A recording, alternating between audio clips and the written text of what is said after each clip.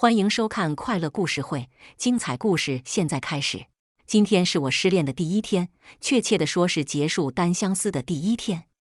我从小喜欢到大的人，带着女友见了家长，我彻底没戏了。他在朋友圈里分享的照片，刺得我眼眶子生疼。我捧着手机，哭得稀里哗啦。我喜欢了他10年，陪他笑，陪他闹，还陪他割过阑尾。为什么来来去去，他身边的人就不能是我？当我拉着行李箱，哭得惨兮兮地出现在闺蜜家门口，才想起来，我忘了问她在不在家。敲了敲门，没人。我擦了擦哭得红肿的鼻子，掏出手机给她打电话。幸好响了2声，她就接了。心怡，呜呜呜，我在你家门口，快给我开门！听到我哭得这么惨，甚至还哭出了嗝，她顿时紧张了。月月宝贝，别哭别哭，我刚好出差了，你先在我家住下，我明天一早就回。你知道我家门锁，乖乖在家等我呀。听语气，他确实有急事，安慰我一通，就急急忙忙挂了电话。好在我还记得他家密码，开了门，拉着行李箱就进去了。进去一看，桌子上还放着2瓶啤酒和1盆小龙虾。我想着，可能是心怡走之前买的，如今她出差，更是没办法吃，放坏了可惜了。我便坐下来，喝着啤酒，吃着小龙虾，看着爱情剧，越看越难过，越喝越伤心。我于月为了狗男人10年付出，最后他竟然只是当我是兄弟。2瓶啤酒喝完，我再忍不住大声哭了起来。不仅哭，我还唱：沧海笑，滔滔两岸潮，浮沉随浪记今朝。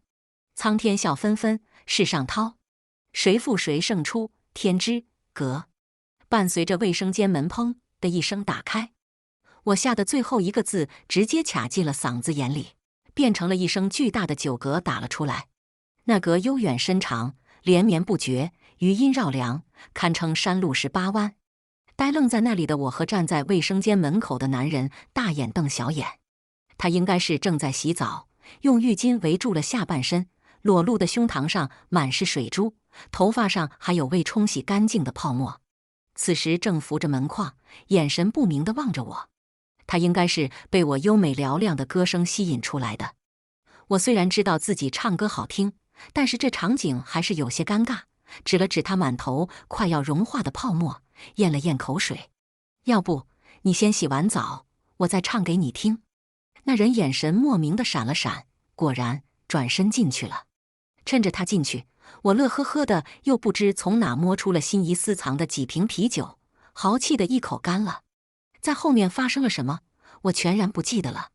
一觉醒来，神清气爽，我刚想活动一下身体，猛然撞到什么东西，一声闷哼在我背后响起。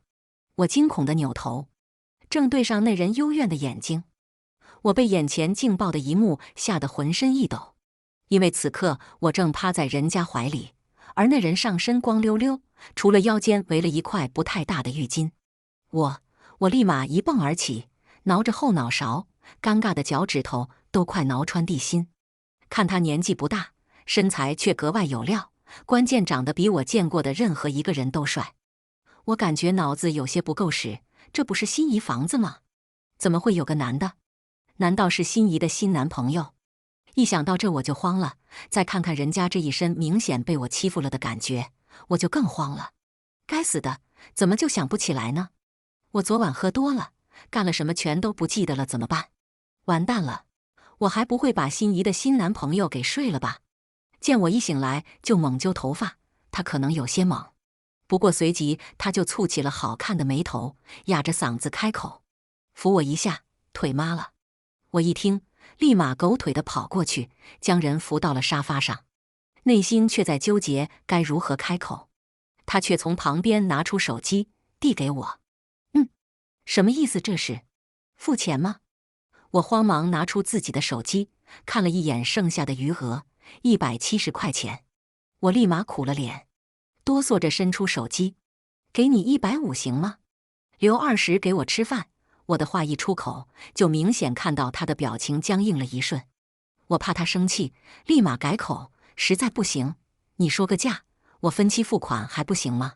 听到我的话，他眼神眯了眯，收回了手机，点了几下，二维码就出现在我面前。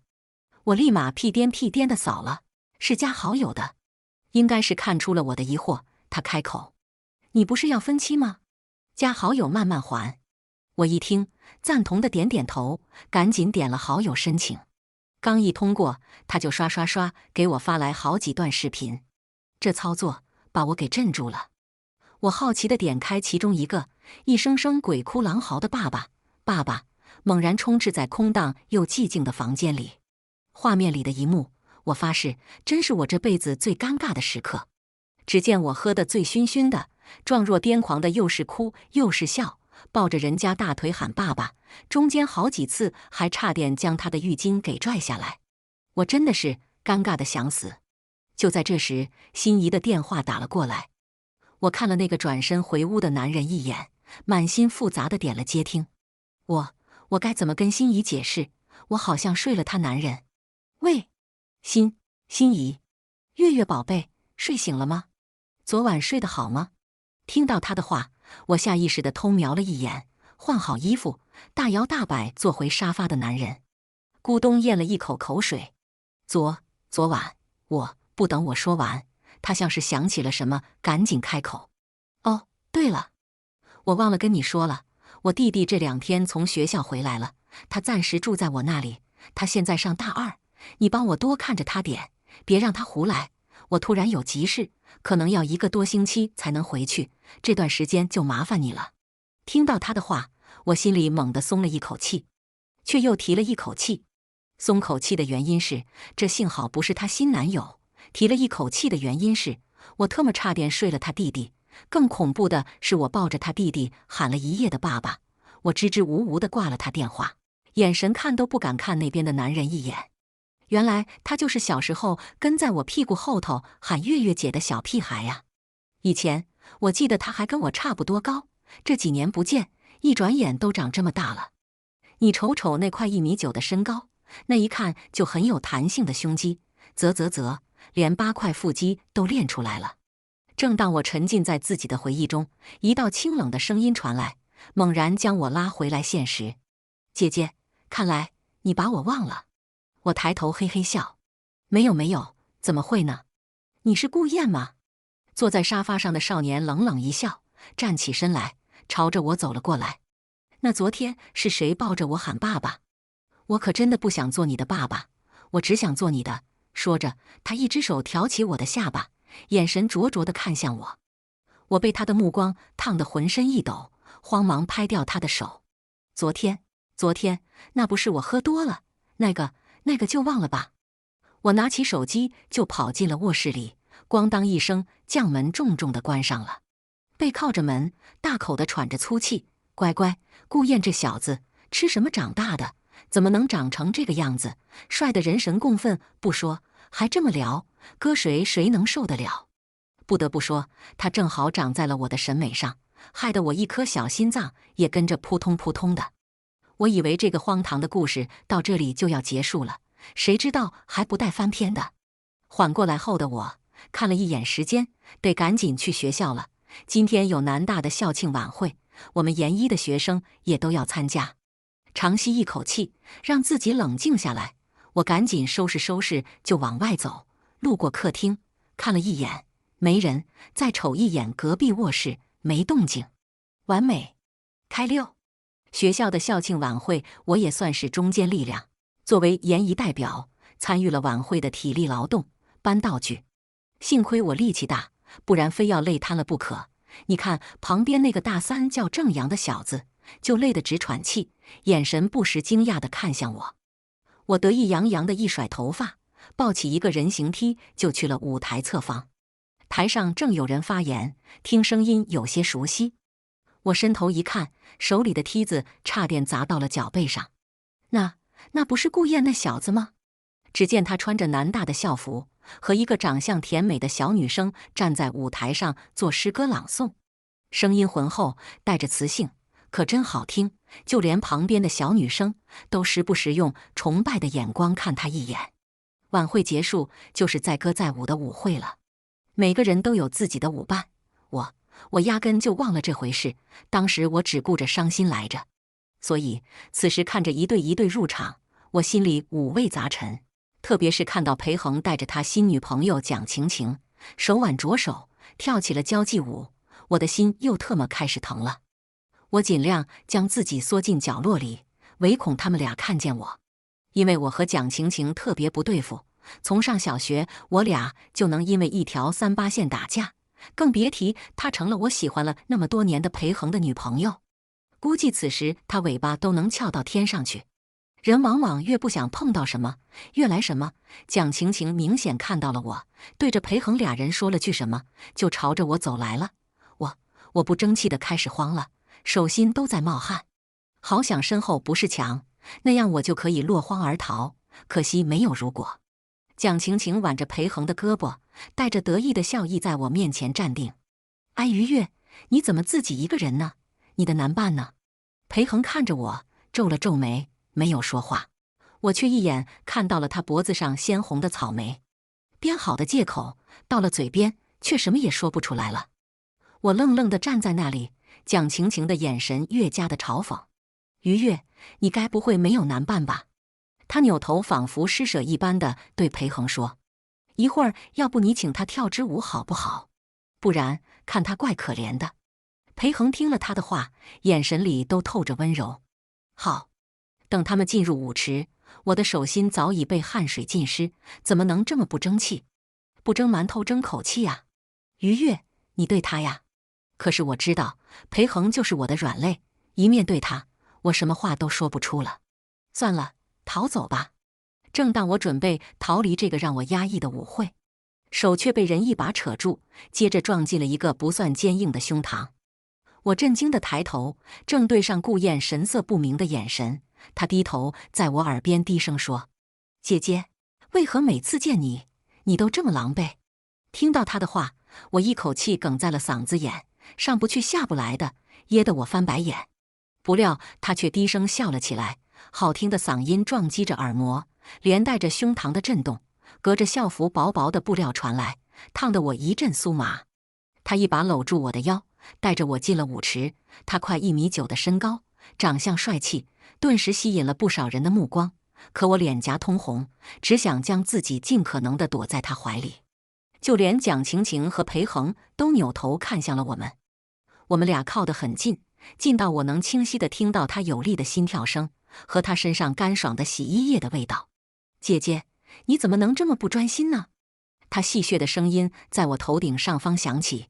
我猛一抬头，刚想反驳，嘴唇却擦到了一片柔软，显然她也愣了一下。那近在咫尺的气息，烫得我浑身一抖。我猛地拉开距离，热气直冲头顶。幸好舞会灯光比较暗，没人看到我们刚才的接触。在我踩到她好几次脚以后，我直接落荒而逃。晚会结束，大家伙一起去聚餐。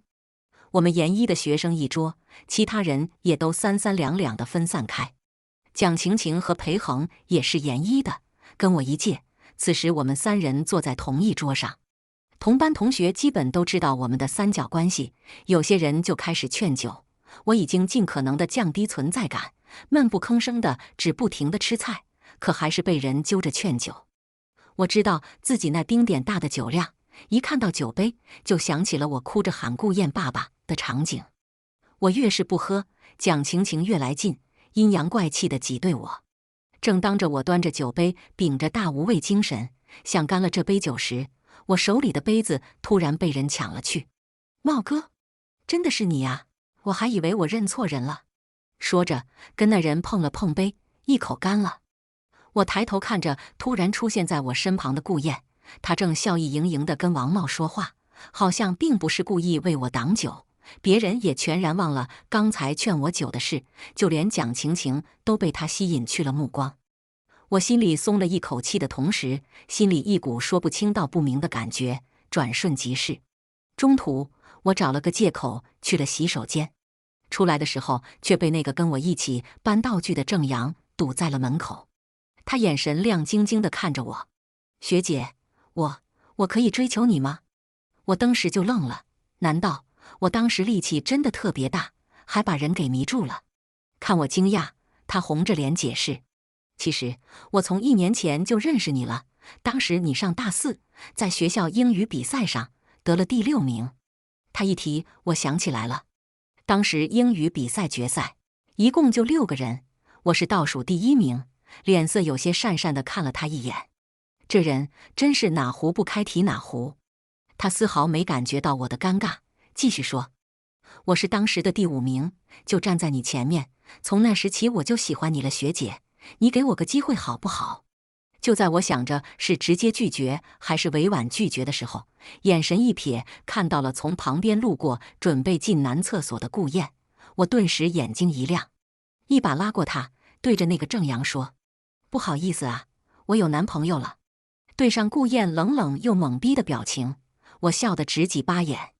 郑阳一听，再看到顾燕那帅得一批的样子，顿时像霜打的茄子，连声说着打扰了，红着脸走了。我正想开溜，却被人一下提溜住了命运的后脖领子。我嘿嘿笑着扭头，一脸的讨好。只见顾燕挑着眉，神色莫名地看着我：“男朋友？”我搓着手，嘿嘿一笑：“这不是拉你当个挡箭牌吗？谢了。”说完，我脚底抹油，立马跑了。等我回到了酒桌上，他们又开始了新一轮的敬酒。我后悔莫及，早知道就直接回家了。轮到我喝的时候，我用眼神拼命示意坐在旁边桌的顾燕，可是她愣是像没看到一样，直到我眼皮都抽了，她也没正眼看我一眼。最后我只能无奈地喝了，大不了就再来一次大型社死现场，就是不知道谁是那个成为我爸爸的幸运儿。一杯又一杯，我也不记得我喝了多少，但是我依稀记得，最后是一个清冷的声音擦着我耳边响起：“他喝多了，我送他回去，你们继续。”再然后，我感觉浑身烧得慌，不停地扯着衣服，寻找着旁边那一丝的凉意，往上贴了过去。中间还听到几声闷哼，还有人低低地在我耳边呻吟。我好像看到了顾燕那双染满情欲的眸子，后面的事我就不记得了。第2天一睁眼，看到旁边顾燕的脸，吓得我直接从床上滚了下来。再一看自己浑身光溜溜的，我直接愣了。妈妈呀，我和顾燕，我们可能我的动静太大，把正在睡着的顾燕吵醒了。她好看的眉头蹙了蹙，睁开了眼，沉默地看了一会儿坐在地上的我，突然好心情地勾唇一笑。昨晚没看清，这会看来姐姐身材真好啊。我猛地想到自己没穿衣服，又慌得连滚带爬地爬上了床，被子底下伸来的大手直接将我带进了她怀里。感受到她滑溜溜的皮肤，我浑身起了一层的鸡皮疙瘩，心肝肝都跟着颤了颤。她捧着我的脸缓缓凑近，在我唇角亲了一下。啊呀，我的心已经扑通扑通的快要跳出来了。我猛地一把推开她：“误会误会，这都是误会。”听到我的话，她的脸色立马黑了下来，低下头，一副受伤的表情。姐姐的意思是不想负责。原来第一次对你来说也没什么重要的，是吗？看到她这个模样，我心里慌得一批，怎么办？怎么办？我该怎么办？我把心仪的弟弟睡了，我把顾阿姨的儿子睡了。啊！正当我想着该怎么解释的时候，她低低的开口：“昨晚是我妈和我一起扶你回来的，她还嘱咐我好好照顾你。”那一瞬间，我脑子嗡的一声，完蛋了！顾阿姨扶我回来的，她来新姨家了。妈蛋，完犊子了！正当我扯着头发，觉得自己马上要尴尬死的时候，她悠悠的声音又传来：“我妈把你送过来，就回去了。然后你从沙发上爬起来，拼命撕衣服，不光撕自己的，还撕我的。”我对上她略带幽怨的目光，松了一口气的同时，心里尴尬的要死。我都想给我自己两嘴巴子，干的就不是人事，以后真的不能再喝酒了，太可怕了。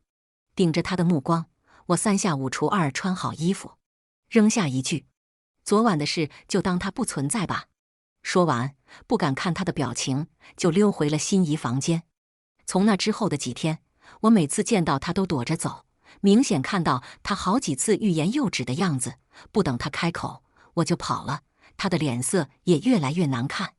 那天下午下了课，我去学校外面的夜市觅食，也不知道怎么就那么巧，碰到了顾燕和他的一群好哥们。他也看到了我，不过没有理我。我自己买了一份烤冷面，坐在他们相隔不远的摊位，默默地吃着。顾燕应该心情不错，跟他的一群好哥们说说笑笑。他应该能看到我，却没有看我一眼。就在这时，好几个打扮得光鲜亮丽的女生凑到了他们跟前，我还听到其中一个女生亲切地喊他燕哥，应该是他们班同学吧。我这么想着，心里却有一丝怪异，特别是看到那个女生紧紧挨着他坐，帮他夹菜，其他人起哄，他不解释，也不反驳，只是眼神平淡，看不出喜怒。看着那个女生一下一下蹭着他的胳膊，我突然觉得面前的烤冷面都变了味。我味同嚼蜡地将它吃完，放下筷子，转身就走。还没走到心仪家门口，我就感觉到了背后的脚步声，心头闷闷的。门刚打开，就被人推进了玄关处，我的背贴着冰凉的墙壁，抬头瞪着有些怒气冲冲的顾燕。你干什么？字还没说出口，就被他一口堵住。滚烫的唇带着灼人的温度，将我烫的心都在颤抖。我带着心中的怨气，狠狠地咬住了他的薄唇。门啪的一声，被风吹得关上了。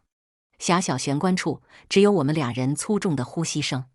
我不知道我自己到底怎么了。我不是喜欢裴恒吗？可是从那天早上开始，脑海里挥之不去的只有顾燕那张脸。我越躲，那些记忆越是清晰。我知道，我忘不了。可是我的内心又是纠结的，这是心仪的弟弟，顾阿姨、顾叔叔的儿子，我该怎么解释？心仪让我帮他照顾弟弟，结果我给照顾到床上去了。我的内心很焦灼，我把这些烦闷全部发泄到他的唇上，直到他的薄唇被我蹂躏出了血，整个肿了起来，我才罢休。我气喘吁吁地松了口，看着近在咫尺、脸上染满情欲的顾燕，心里一颤，猛地推开他，飞快地跑回了屋里。天哪，这可是从小我看着长大的弟弟，我到底做了什么？半夜就开始下起了哗啦哗啦的小雨，早上起来天阴阴的。我出门的时候，正好碰到顾燕从房间出来，我看到她红肿的嘴唇，想到自己昨晚的疯狂，忍不住红着脸扭过头去。她却像没事人一样，双手插兜，对着我说：“今天可能有雨，我带了伞，晚上下课，我在学校门口等你，一起回家。”我来不及思索，就慌忙点了点头，跑了。下午2、3点的时候，果然下起了大雨，还夹杂着不小的狂风。我们下午最后一节课是5点半放学，放学的时候天就黑沉沉的，像晚上6、7点的样子。我正准备收拾东西回家，却突然被辅导员叫了过去，说是找我说一下这次论文的事。我看了一眼手机，本想给顾燕发个信息说一声，可是手机没电了，只得作罢。他应该没那么傻，外面狂风暴雨的，就他那个性子，估计早就回家了。于是我一直等到辅导员帮我把论文的事讲清楚，才揉着酸疼的脖子出了办公室。临走的时候，辅导员看外面还下着雨，找了一把雨伞给我。雨下的可真大呀，风雨飘摇中，我手中的雨伞都差点脱手而出，又被我紧紧拽了回来。当我撑着伞路过学校门口时，却突然发现旁边的报刊亭下面站着一个人。那人撑的伞有些熟悉，像心仪家里平时放在玄关处的那把。雨势比较大，看不清，只能看到他被雨水无情打湿的黑色运动裤。我心里莫名的一紧，突然想到出门时顾燕对我说的话，脚下已经不受控制的飞快地跑了过去。离得近了，我终于看清了伞下的人。只见他上身的白色 T 恤已经全部湿透了，湿哒哒地贴在了身上，露出了他平时经常锻炼的胸肌和腹肌。额前的刘海也被雨水淋湿，一缕一缕地散落在他好看的眉眼处，脸色有些苍白，也不知是冻的还是在生气。看到我走过来，他抬了抬眼皮，刚想把伞伸过来，在看到我手里的雨伞后，又快速地缩了回去。去哪了？这么晚？然后垂下眼，一言不发地转身就走。我急了，一把拉住他潮湿的手。顾燕，你是傻瓜吗？就不会找地方躲着点吗？或者直接回家呀？他回过头来看了我一眼，抿了抿唇。我说了，我会接你回家。对上他同样湿漉漉的眼睛，我心里说不出的烦躁，同时又有深深的内疚和说不出道不明的情绪在胸腔里发酵。他眼神暗了暗，继续开口解释：我给你打电话关机了，怕你找不到我。说完这句话，我们都没有再出声，可是我心里却有一丝酸楚冒了上来，心都跟着疼了2下。晚上回去，我给他熬了姜汤，可是到了半夜11点多，他还是发烧了。幸好我半夜起来上厕所，听到客厅里有动静，就看到他在药箱里翻找着什么。我打开灯一看，他脸色发着不自然的潮红，只穿了一件薄薄的睡衣，蹲在地上。我跑过去一摸他的额头，那热度滚烫滚烫的，灼人。你发烧了？我说的不是问句，而是肯定句。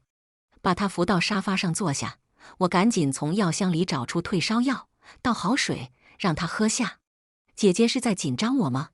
他拿着药就是不往嘴里送，可把我急坏了，心里也有一丝莫名的情绪冲上来，眼眶都跟着发热。你是傻子吗？那么大的雨，也不知道躲躲，发烧了还不赶紧吃药？可能是我紧张的情绪让他察觉到了什么，他突然低笑了2声，然后眼神亮晶晶地看着我。姐姐，你在紧张我？用的同样是肯定句。听到他的话，我的心更慌了，仿佛被人窥探了压在心底秘密一般，砰砰砰地跳个不停。我将水杯放到桌子上，就想落荒而逃，却猛地被人从后面扯了一下，脚下一微，我就落入了一个滚烫的怀抱里。他的下巴抵在我的头顶，我的脸紧紧地贴在他的胸口。姐姐，我好累，不要再躲了好吗？他低沉暗哑的嗓音在我头顶响起，我耳畔是他强壮有力又略带慌张的心跳声，一下一下撞击着我的耳膜。那一瞬间仿佛有片刻的眩晕，因为我依稀听到他说：姐姐，我喜欢了你好多年。我惊讶地仰头，他的下巴滑落，温热的气息一路向下，好死不死的正好对上他热度灼人的薄唇。两唇相触，他明显也愣了一下，随即就加深了这个吻。我对天发誓，我绝对不是故意的，我只是惊讶，可不是在主动索吻。但是顾燕明显误解了这个意外，因为第2天我起床，一打开门，迎接我的就是昨晚吃了退烧药后又生龙活虎的顾燕。不过他脸色还是有一些苍白，斜倚外门框边，眼睛一瞬不瞬地盯着我。我有些尴尬地挠了挠乱得像鸡窝一样的头发。你站我门口干什么？顾燕勾了勾唇，欣赏一下女朋友早起的样子。女朋友？你想反悔？我压根就没答应好吗？反哪门子的悔？可是到嘴的话，对上他越来越失望的眼睛，我选择直接闭了嘴，因为我清楚地知道，我应该也是欢喜的。我顾虑的是，我不知道怎么面对心仪，怎么面对顾阿姨，感觉自己没脸见他们了。心仪拜托我照顾弟弟，结果直接照顾成了他弟妹。顾叔叔阿姨那么喜欢我，一直把我当女儿看，结果成了他们儿媳妇，想想就有些惊悚。我吞吞吐吐地把自己的顾虑说了，顾燕反而笑了。原来你在担心这个，你放心，我姐和我爸妈绝对举双手赞成，而且一切有我，不要担心。于是我满怀激动又忐忑的心情，跟顾燕开始了地下恋情。转眼就到了过年，我们是一个大院的人，每到大年初1都会聚在一起吃个饭。裴恒也带着蒋晴晴回家了，当然顾叔叔顾阿姨也来了。饭桌上我已经尽量的装隐形人，可是还是不免被我爸妈带到了机会。他们看了一眼对面的裴恒和蒋晴晴，就开始不停地对着我催婚。你呀你，也老大不小了，什么时候能给我带回来个女婿？就是呀，闺女，妈可盼着呢。我被说得无地自容，饭桌上也不知道是谁说了一句：月月，你不会还在惦记裴恒吧？他话音刚落的那一瞬间，我脸瞬间爆红。裴恒也眼神怪异地朝我看来，蒋晴晴的眼里更是戒备又得意。正当气氛无比尴尬的时候，顾燕却突然从门外走了过来，礼貌地和所有人打过招呼，走到我身边，很自然地牵起了我的手。不好意思，我来晚了。那个，阿姨、叔叔，我和月月早就在一起了，只是一直没有跟你们说。听到他的话，几位大人面面相觑，裴恒和蒋晴晴显然也愣住了。顾阿姨则是直接激动地站了起来，跑到我身边，抓住我的手。真的吗？月月，你真的跟我家那臭小子在一起了？哎呦喂，太棒了，太棒了呀！说完还重重地拍了一下顾燕的肩膀。好小子啊，你总算做对了一件事。太好了，老顾，我的梦想成真的，以后月月就是我儿媳妇了。哈哈哈！顾叔叔更是激动地接口。是，太好了，大家随便吃随便喝，今天这顿饭我请了。哈哈哈！我无语，还是继续装鸵鸟吧。不过嘴角却控制不住的一点点扩大，偷偷看了一眼旁边的顾燕，她正好也在看着我，四目相对，都从对方的眼睛里读懂了彼此的心意。第二天，我像往常一样下班，一边心情愉快地哼着歌，一边给顾燕发着信息，聊着晚上去哪里吃饭。刚走进车库，准备掏车钥匙开车，却被人一把抓住了胳膊。我吓了一大跳，车钥匙都被我甩地上了。惊恐地抬头，对上的是裴恒伤心的眼神。月月，你真的跟顾燕在一起了？不会是为了气我吧？我承认，你做到了。我怎么有些听不懂他在说什么？皱着眉头，使劲将胳膊从他手里抽出来。我拧眉看向他，你说什么呢？我顾燕在一起，从来不是为了要气谁，我是真的喜欢他。你说什么？我的话仿佛刺痛了他一般，他的眼睛都变得赤红。他猛地抓住我的肩膀，语气也变得急切，甚至怒不可遏。你在骗我，对不对？你喜欢的人是我，一直是我，不是吗？听到他的话，我有些不可置信地看着面前这个熟悉又陌生的男人。他知道，他竟然一直都知道。可是既然他已经有了女朋友，我也有了顾燕，现在又跑到我面前说这些做什么？就像被人猛然揭开了心底那道快要愈合的伤疤，又血淋淋地呈现到所有人面前。可是预想中的疼痛并没有袭来，我只是觉得有些可笑与深深的讥讽。因为到此刻我才深刻地明白，原来那个在我心里放了那么多年的男人，真的早已消失不见了。如今我非常庆幸，我的心里早已被顾燕塞得满满的，再也容不下任何人。我冷漠的一把将发疯中的裴恒推开，冷冷地开口：裴恒，我谢谢你当初没有选择我，才让我遇到了顾燕。如今既然你已经有了蒋晴晴，就好好对她，我祝你们幸福，也请你不要再打扰我的生活。说完，我打开车门，准备开车离开。反应过来的裴恒却直接抵住了我的车门，眼神机遇疯狂，又带着深深的悲痛。说实话，这是我第一次见到这么失态的他。以往记忆中的他，在学校是个品学兼优的学霸，在职场是才华横溢的精英，从来都姿态翩翩，待人接物气宇从容。此时他双目赤红，眼眶里湿湿的，仿佛晕阴着一团雾气，紧紧抓着车门框的手青筋暴起。月月，蒋晴晴，他，你不懂，你不懂我心里的苦。我爸的工作出了些问题，他爸能帮我爸一把，所以我的女朋友只能是他，我无从选择。听到他的话，我的心里没有丝毫的波澜，只有一丝说不清道不明的嘲讽。既然没得选择，只能是蒋晴晴，那现在跟我说这些干什么？你心里苦，谁心里不苦？说了这些，难道我还能放弃了顾燕，继续喜欢她，直到她结婚吗？一面放弃不了蒋晴晴，一面又要挂着我。我深深叹了一口气，眼神坚定地扭头跟他对视。裴恒，我们回不去了，我的心里早已全部都是顾燕，我喜欢她，不，我爱她。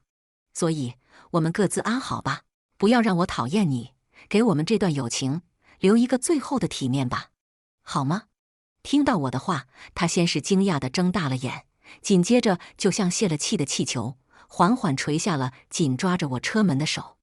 他眼神痛苦又挣扎地看着我，张了张嘴，终是什么也没说出口。我却没有再看他一眼，启动车子，飞快地驶了出去。一路上，汗水浸湿了我的手心。叮咚，一条信息提示声，我点开，顾燕宠溺的声音传来：“姐姐，你走到哪了？